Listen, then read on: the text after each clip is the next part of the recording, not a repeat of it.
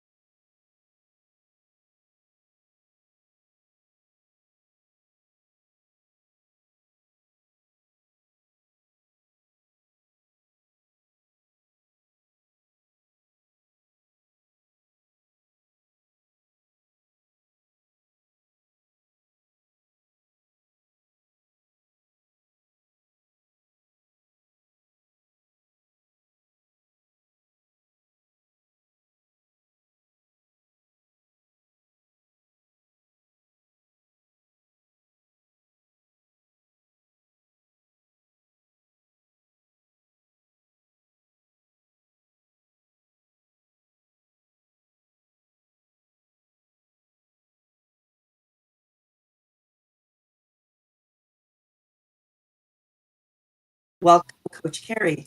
Sorry, Vanier, we're just having a little technical issue at the moment. Just, sorry, we'll hold on 1 second.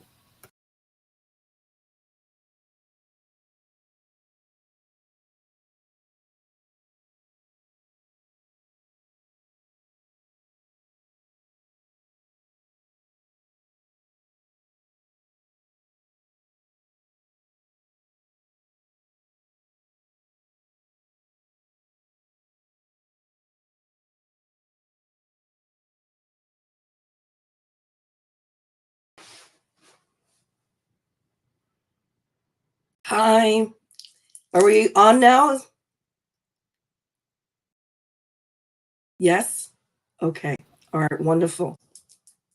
So we're sorry about the glitch, but we always say when there's a little glitch in the frequency and technology, something special is about to happen. Okay. We have to clear the glitch for the chi to flow. So Raia Carey is a dynamic person, and I've always felt from a distance, that her energy and her heart just radiates with this joyful, profound, I think, an uplifted sense of life, regardless of what the issue is. So let me ask the first question to Coach Carey. We are celebrating the whole month, and we're concluding this special series on Black History Month. Can you tell us what Black History Month means to you?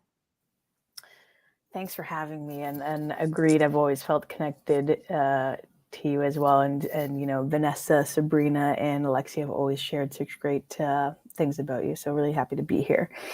And Black History Month, I think for me, is really about honoring and amplifying the work that has been done by so many Black Canadians that have helped to get us to where we are today, but as well as like celebrating. I think we often see talking about the pain and the trauma and the difficult times, which I think are really important to discuss, of course, but let's not forget about the joy and the celebrations and the incredible accomplishments of so many Black Canadians that are still with us today. Thank you. It's absolutely true. We need to talk about the truth because naming is powerful. This year's theme is Ours to Tell. So that to me is a very powerful message. There's so many stories to be told. And as I personally believe, every story deserves a listening heart. I So agree. So with the emphasis on celebration and contribution and achievement, can you share with us perhaps one person, or a group of people in your life who represent us?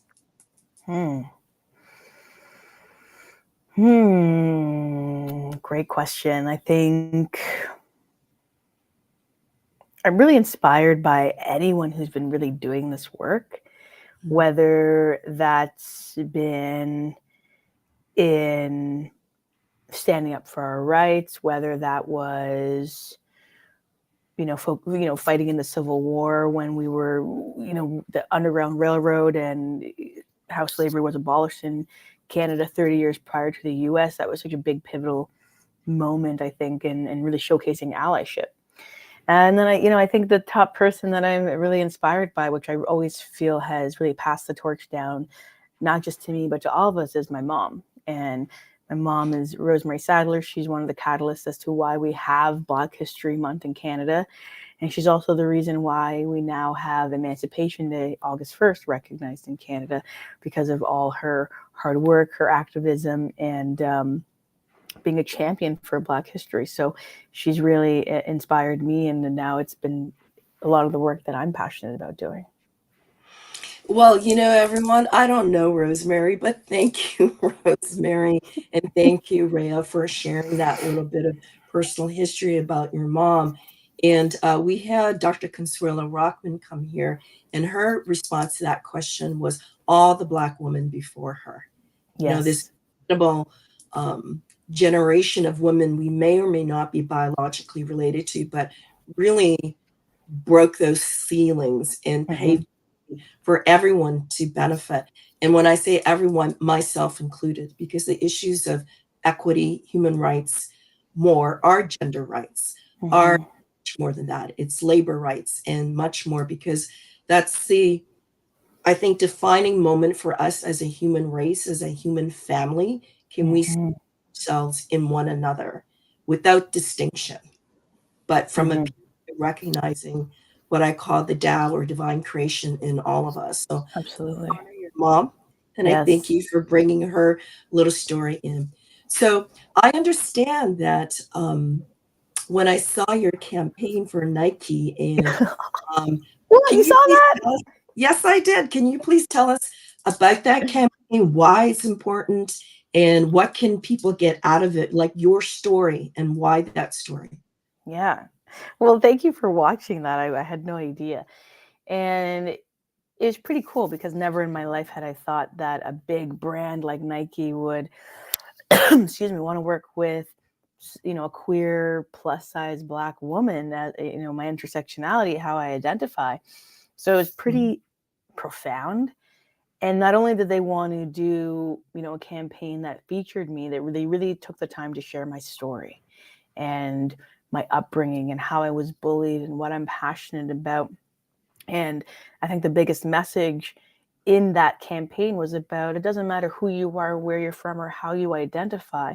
We all have room to improve. We all have room to grow, and we all can support each other in some way, shape, or form, whether that's allyship or a listening ear.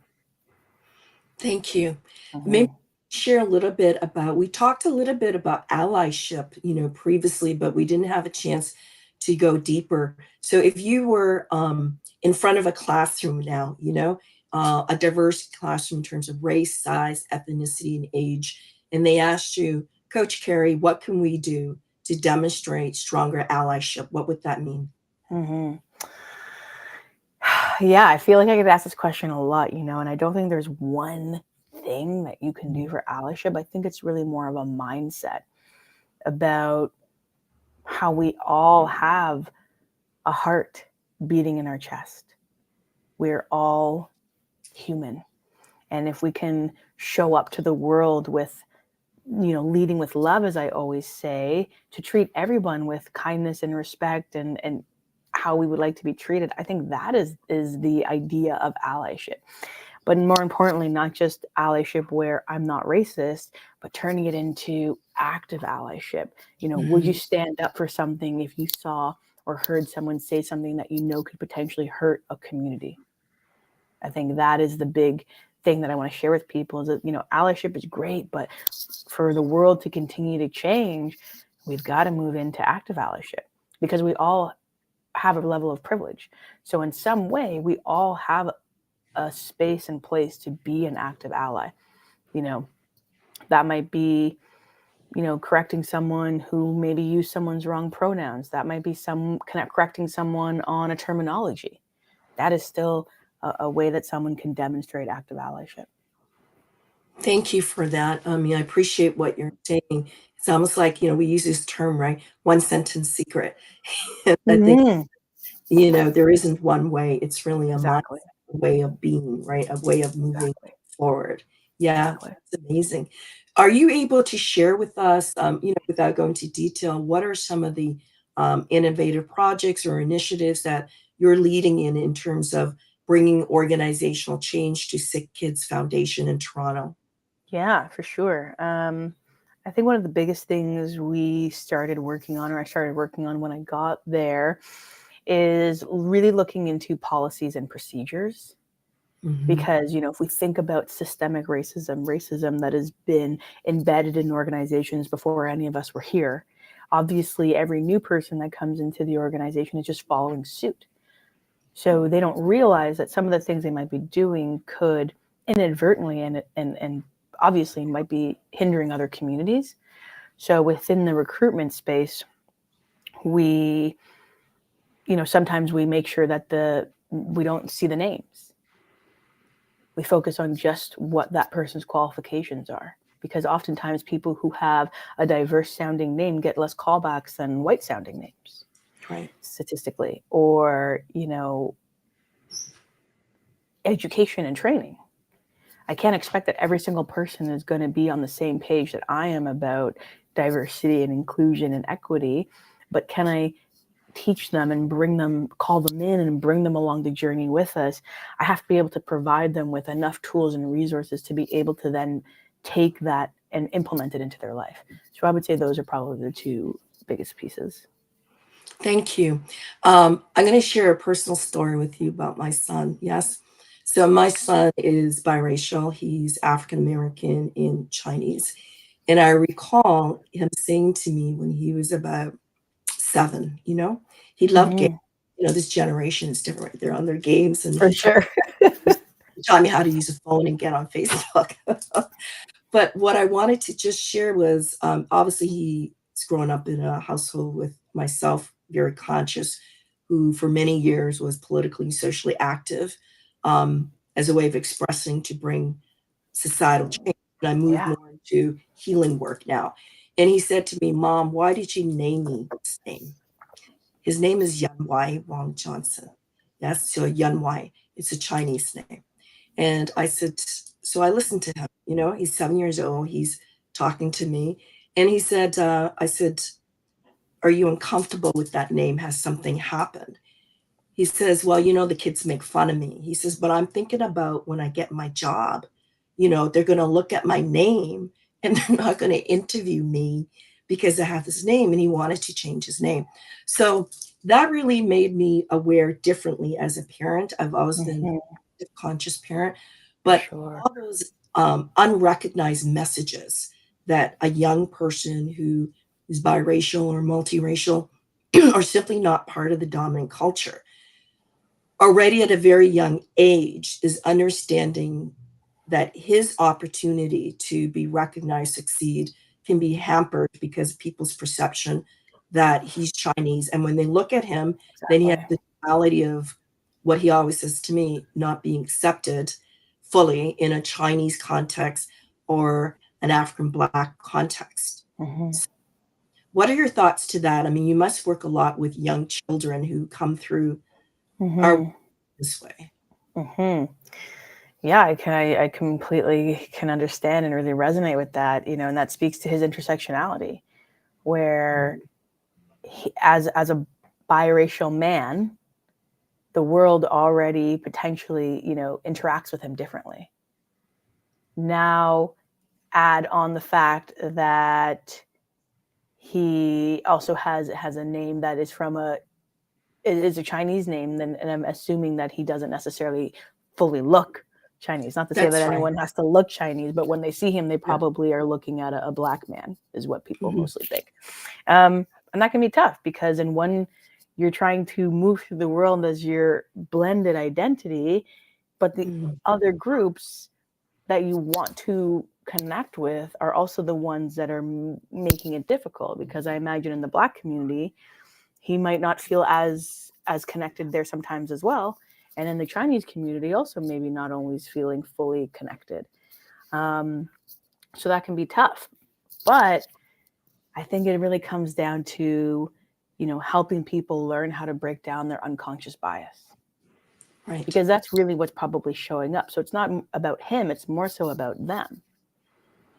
And I think that, any person from any community, but specifically if we're talking about the Black community and the Chinese community, depending on where they are generationally, this stuff is very new for them. And so I remind young people and myself to if you can, come from a place of compassion. These conversations were never there for our grandparents' generation to discuss or to learn about. And there wasn't even resources, right? So I think moving through the world with love in your heart, still knowing that some people are going to interact with you differently, will allow you to be more grounded and rooted and confident in who you are, as well as help bring people along the journey with you. Thank you. Very well said. What you're saying to me in my one sentence secret in receiving what you're saying is like, we need to awaken our compassionate heart. Yes. Absolutely.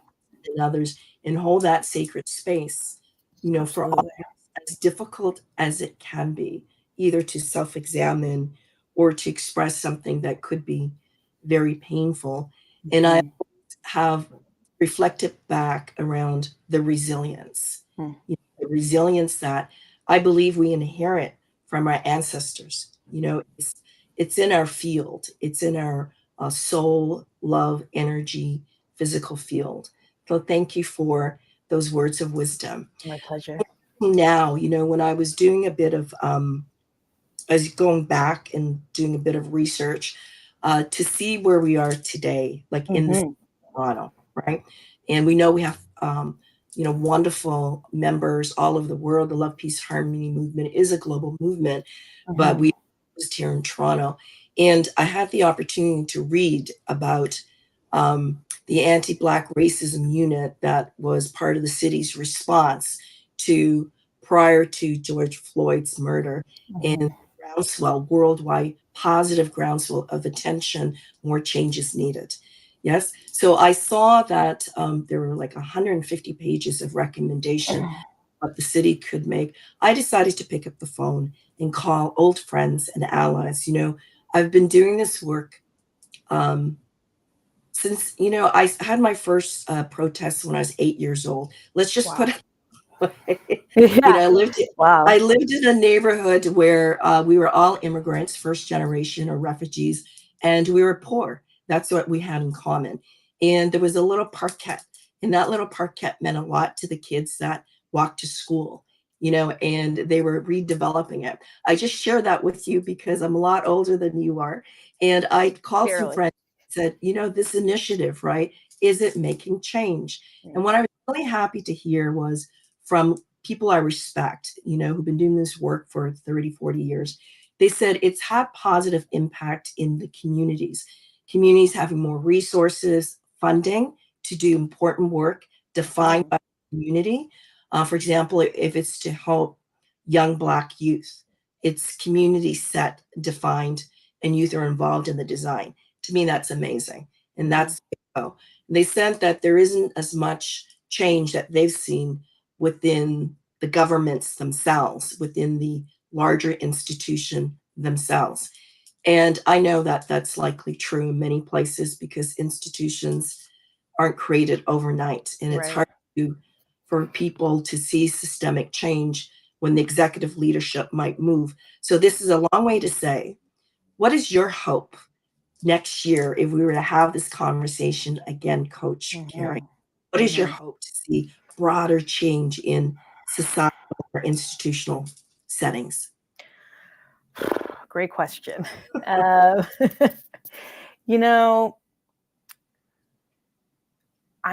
It's tough to answer because it's hard to even predict where things are going. In the last few years since George Floyd's murder, obviously we saw things shift in a big way, but now we're also seeing this shift again in a lot of companies doing layoffs and downsizing and prepping for what they think might be a recession. I don't necessarily subscribe to that because we're all abundant, but that's the reality of what's happening. So there's a part of me that wonders, will this work still be a priority for a lot of organizations? If not, what are we going to do and how are we going to keep this work going? If it is still going to be top of mind, what's next? And I think all the companies and organizations and people are at a different stage in their journey. So I think the best answer I can give is my hope is that in a year from now, this work will still be top of mind for people. That's what I want. I don't need it to be, whistles and bells every single day, but I would hope that this is still a conversation that is important to everybody. Yeah, thank you. Thank you for saying that. I asked you these questions because I reflect on them myself. I don't mean to put you on the spot. I was just looking at, as a colleague of mine says, aloha. And for me, it's like riding the waves of aloha. Yes. And some waves are very gentle and sometimes it's a squall, right? But we're riding the wave, and in this case, for me, it's a fundamental belief that we have the capacity to transform this world. And we have the capacity to uplift one another. We can every day wake up and make a different choice. Completely. So that's my hope for Black History Month. If we were reflecting, where can we be from here to there? I had the opportunity to speak to someone who I respect a lot. He was the first South Asian person to be the vice chair and chair of the Ontario Human Rights Commission. He was the first South Asian man to be the chair of the Toronto Police Service Board, for example. And doing a lot of work in terms of Northern Ontario and policing and Indigenous First Nation people and the impact of that. But in the conversation, there's this duality that I think many educators have, or change makers. Yes, we've gotten so far and we're so stuck and stagnant that we don't seem to be able to go any further. And some may feel demoralized. Some may feel, because it's been a long road, right? It's not 1 or 2 years. And the conversation was very reflective. It was, he looked at me and saying, what was this all for? 40, 50 years of struggle. And so we both thought of Dr. Martin Luther King, one profound last speech. We shall overcome, we shall overcome, we shall overcome. the moral arc of the universe is long, but it always points towards justice. And it is we, the people who care about one another and humanity, this issue needs to bend that arc of justice a little, Yes. as long as we do it together. Yes? I agree completely. Absolutely. And I love that analogy of, riding the waves, because I always say, there will always be waves, but as long as we have our surfboard or our paddle or something, all ships rise to the tide. Yeah, thank you for that. I'm very connected to the image I shared with Sabrina for different reasons about the famous whale rider in New Zealand marine culture, right? Pike. Yes, I'm obsessed Yeah. with all things water and whales. I don't know if Sabrina told you that, but it's everywhere, nonstop. I post whales every morning on my social media. So, Oh, I did not know that, but you check in with her about our little private conversation. I'm so connected to that image, that soul, that teaching, that it's not folklore to me. It is a part of history, but it's not recognized in the West. yeah, And it's like being a whale rider, the impossibility of surviving, and yet miraculously, the universe responds, yep, right? Carries this little person to the island, which they discover at that time and rename it. So, exactly. like I the agree. lands of the ancestor wilding a rail. So I'll be there with you, okay? Excellent. You and me. Okay, And the whales. wonderful. Yes. So everyone, I'm sorry for taking up Rhea's time, Coach Rhea. No, my pleasure. I'm going to ask Dakota if there are any comments, any questions, maybe lots of emojis. And I know she'll be more than happy to respond to your comments. So let me just check now. Okay, so Dakota's saying many comments on Facebook and our live stream.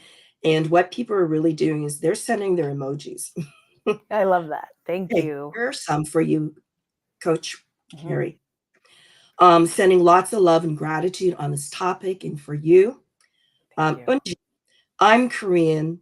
I'm a Korean Canadian, and I have a Korean and Western name. When I was 5 years old, my school asked me which name to choose. And I had learned about this new Western name, and I hadn't been called this at home before. So I thought about it, and then I chose to be called by my birth and Korean name. Good for you. Even if most people mispronounce my name throughout my life, I still feel it's my name, and I'm proud of it. I have other Korean friends who legally changed their names to fit in and adopt a Western identity. So I understand it is not easy for job application, and it's not easy to be recognized for who you truly are. We need to see that everyone is uniquely different.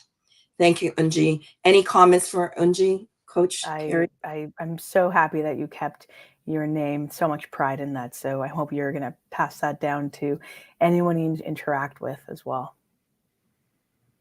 Thank you, Unji, for sharing. Okay. And you know what? She sent an emoji of a whale. Yes. In ocean. Okay, perfect. Okay, everyone, it does take about a minute for your comments to come in. Maybe we'll give you one more minute, and please feel free. And if there's anything bit longer, we'll go back, and I think the generosity of Coach Carey's heart is obvious, and we can share that with her, all right? And we can repost. All right. So I'm wondering for yourself, any final messages about Black History Month and where people can take this further? Anything specific comes to mind? Do you have any events going on? Yeah, no. I think it's about, Black History Month is all year round. It's not necessarily just a month. It's a month to call more attention to it, because historically it hasn't been. But all allyship and celebrating of all different cultures and ethnicities, I think is something that we can all incorporate into everyday life. Even just to that comment, I've had many friends introduce themselves as their name and then say you can call me this, and I say, but which one do you prefer? Because I want to call you by the name that is you, not the name that you've decided to use because other people couldn't pronounce it. No, people can work harder to pronounce your name correctly. You know, so I think, you know, that in itself is a form of allyship, taking the time to learn how to pronounce someone's name or whatever it might be. And, you know, taking the time to amplify voices in different ways, whether that's sharing something on Instagram or, you know, sharing an article or a story. It's about bringing everyone in along the journey of anti-racism of any kind. As hopefully the whole world can get on board with that. Yeah. Thank you. Thank you very much. My pleasure. It is absolutely true. I mean, we need to have these special days and months. You know, I remember when it was just a day, Yeah. you know, and I was really grateful when it expanded to a month because it really is about a way of life.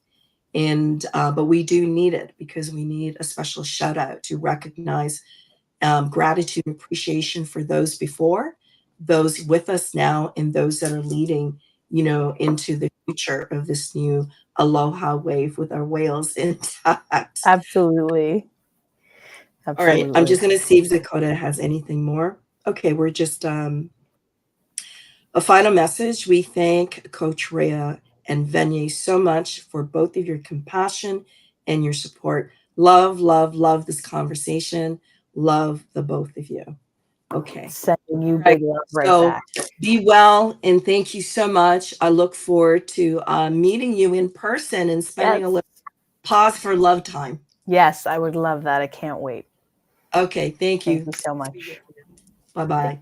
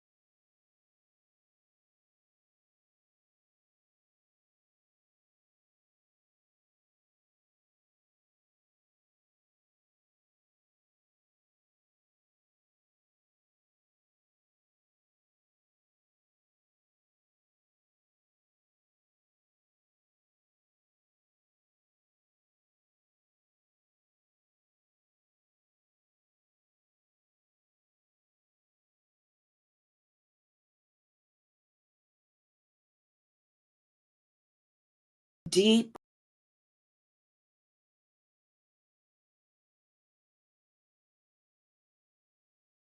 into your heart. Deep breath into your heart. Sorry, Venye, we just had a technical issue again. It went blank after you and Rhea signed off. Okay. But we'll just hang tight.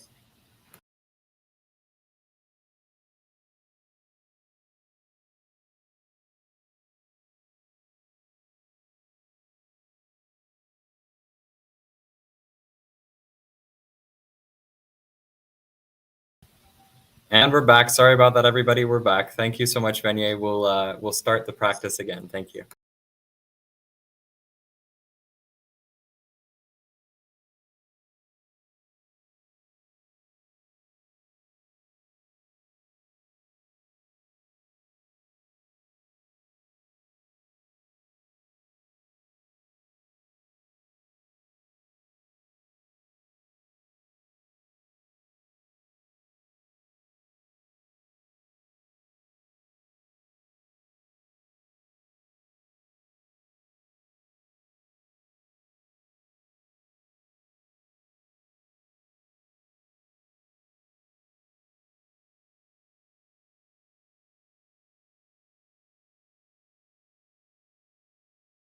Consciousness within ourselves and humanity.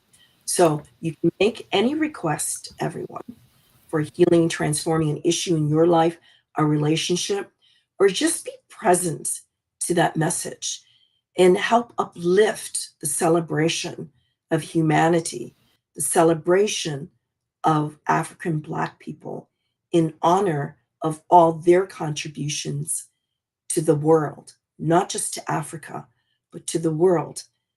And let us hold one another with greatest love, peace, and harmony. Okay? And so you can choose to sit up straight and just meditate, or you can use what we call hand tracing. And you gently trace with your eyes, your hands with the calligraphy, following the path. Think of it as a moving meditation. Thank you, Zakota.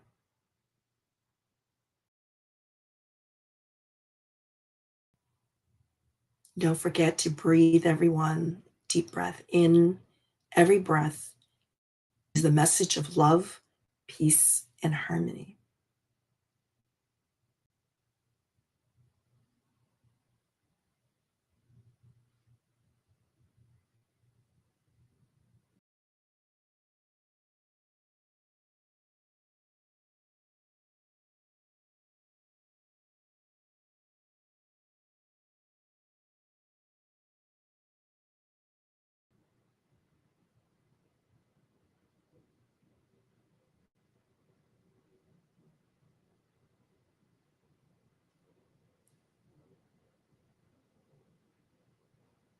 So as the music goes on, just breathe and relax. Breathing in love, radiating love.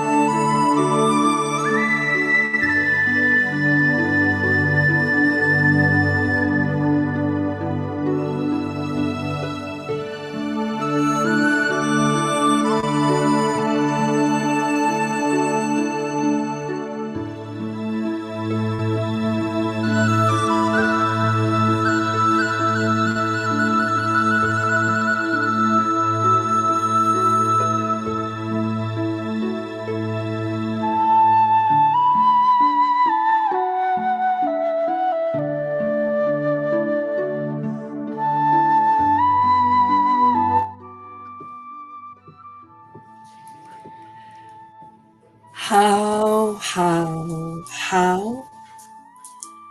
So gently connect with the universal light and energy coming into your body, 360 degrees, directing it to your lower abdomen to ground us to this body temple of heaven and earth and humanity. We give our love and gratitude to the Tao, beautiful field of love, peace, and harmony. We gently close this meditation practice and say, thank you, thank you, thank you. Okay, everyone, wonderful. Let us know how you're feeling. That was 15 minutes. And I'm going to turn it over now to one of our wonderful team members at the foundation, Stephen Caldwell, who will give you more information about this powerful field and share some wonderful stories from the community. Over to you, Stephen. Thank you, Beignet.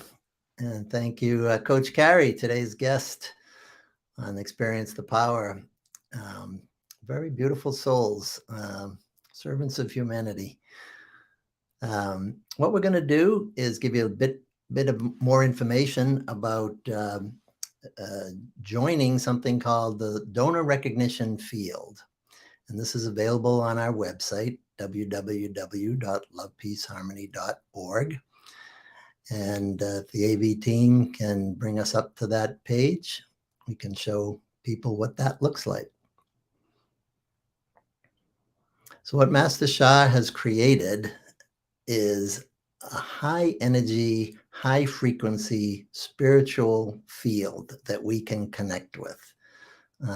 This field is so powerful that if you connect with it at the soul level and ask for a healing blessing, a blessing to transform challenges in your life that could be affecting your relationships, your physical health, your mental health, your finances, your business, you can be in the field much in the same way that Beignet just led us through the meditation practice. And here it is. So when you go to the website and click on the banner on the homepage, it'll bring you to this field, the donor recognition field. And when you register, your name will appear within 24 hours of joining on the ball, which spins. And this is a representation in the physical world of the spiritual energy and frequency field that Master Sha has created for us. And when you're in this field, you can register for yourself. You can register for a loved one, a transitioned one, your business, even your pets. And when you have registered and connect with the field, these healing blessings, these transformational blessings become available to you. Try it. If you'd like to try it for 1 month for $100, register and you can experience it. When you join the field, you're in it. Your soul is in it, connected to it 24 hours a day. You don't have to wait even until your name's on the ball. Ask for healing blessings. Ask for blessings with challenges in your life, and you'll see the results. It's amazing what happens. Raia Coach Carey was talking about her mom as being an inspirational figure in her life when she was talking with Beignet earlier. And it reminded me that when we're connected with Master Sha's donor recognition field, it's like being with our mom. Remember when you were a little kid and you were hurt or you were worried or you were scared, and your mom would call you over and you could just lay down in her in her chest and let her hold you, let her hug you, and it was healing, it was nourishing. This is what I think Master Sha's donor recognition field feels like tangibly for us. But if you have a story to share, we give you a place on the Share Your Story link there to submit your testimonials. Tell us what's happening. Tell us how your life is being changed in a positive way through your experiences with the donor recognition field. And I'm going to ask our AV team to choose one of the donor testimonials now, and you can hear from one of the people who've uploaded their story and how they received their positive experiences being in this donor recognition field.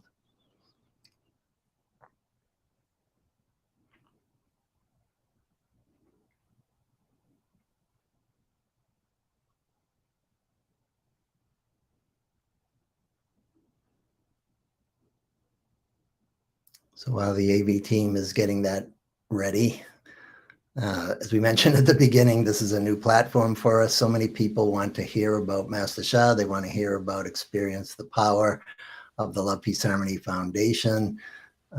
We've changed our platform so that we can reach out and be heard by more people on social media platforms all around the world. There's thousands of people that have already joined the donor recognition field. So many people around the world in this time of stress, anxiety. Beignet and Coach Carey were talking about it. You know, we need some assistance to get through this. And singing Love, Peace, and Harmony, the song, Divine Soul Song, the Master Sha has provided to all of us. Being able to connect with any of Master Sha's healing fields, spiritual energy fields, can help us deal with these issues that all of us are facing in this life.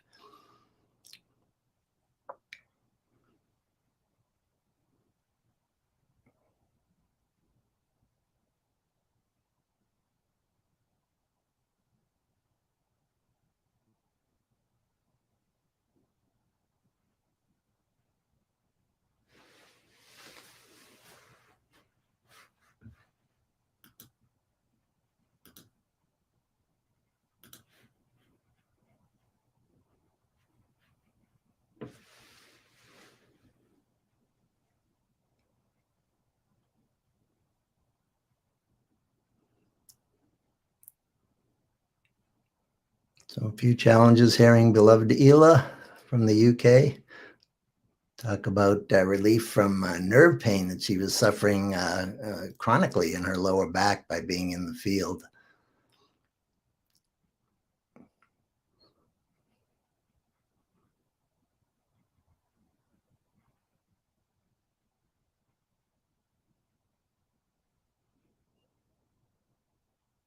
So if you can't hear the audio, we apologize again. We're just having a few growing pains with the new technology, but we'll get that fixed before next week and be able to share more testimonials with you. If we can go back to the donor recognition field website page, the last thing I want to show people is the FAQ section, and that has information about your options for joining the field. If we can bring that one up, Zakota.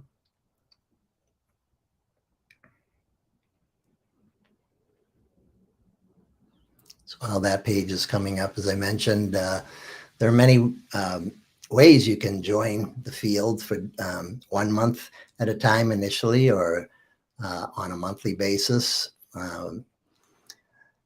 Great. And the FAQ purple button in the upper left, Dakota, if we can click that. So we have a frequently asked questions section you can check out while you're considering how you might want to join the field. There's 3 options. As I said, you can join for 1 month for $100. You can join for 6 months for $300, one-time payment up front. Or if it works better for your personal finances, you can join the field for 6 months and pay $50 a month recurring. So when you determine which option you'd like to try, the Join the Field button adjacent to the left of the FAQ button, if you want to close this pull-down menu, will bring you to a screen giving you the 3 options. Taste the Pear, $100 for 1 month. Join the World Family for $300 for 6 months, or join the World Family for 6 months, but pay $50 a month on a recurring basis.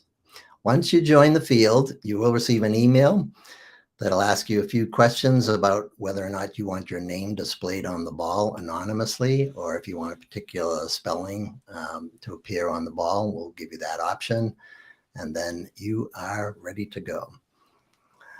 So I encourage everyone to take a look at it. experience the power, experience, taste the pear, as Master Shah likes to say. Try this out, ask for blessings, see how you feel, listen to the testimonials.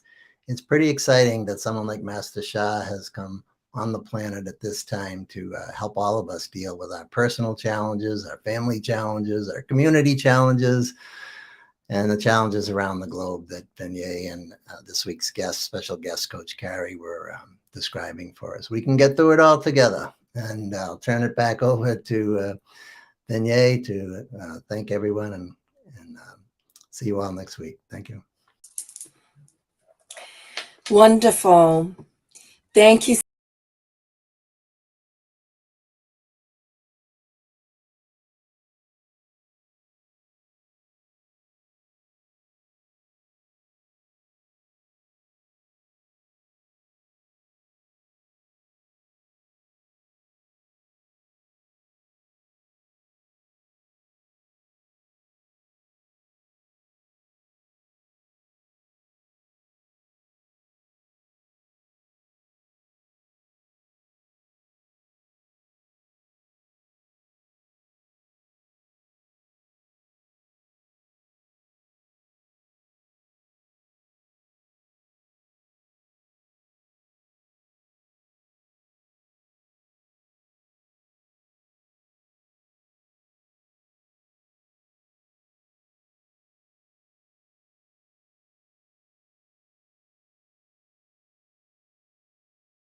What a beautiful sharing from Raia. And Stella Castaneda. Thank you, Raia and Beignet. And Patty O'Neill. I have very much enjoyed this Black History Month series. It's been outstanding, and I thank everyone. Okay, so stay tuned, everyone, for next week. We will be back on Wednesday, 12:30 p.m. Eastern Time for an hour, and it will be the first week of March. We'll have a surprise for you, but on March 8th, Wednesday, March 8th, in 2 weeks, there is a celebration and recognition of International Women's Day, and we will have special guests as well to bring forward the issue of why there is International Women's Day. What does it mean? Where are women in terms of our consciousness of equality, leadership, science, medicine, and more? So if you have ideas and you appreciate this new format of what we're doing is celebrating life, people in all our diversity, in all our different ways, and bring attention to the Love, Peace, Harmony movement and the Love, Peace, Harmony message to uplift and bring higher healing, greater happiness, greater health, and of course, harmony for one another, all relationships, and Mother Earth. Put it in the chat. Let us know. We will truly welcome any of your ideas and your feedback. Take care, everyone. You see? Take care, everyone. I'm sorry. I'm a little excited and the words are just not flowing. So I'm probably out there with the whale rider right now. So thank you, everyone. Take care. Be well. Peace be with you. Check out our show next week. We look forward to being with you again. Bye-bye.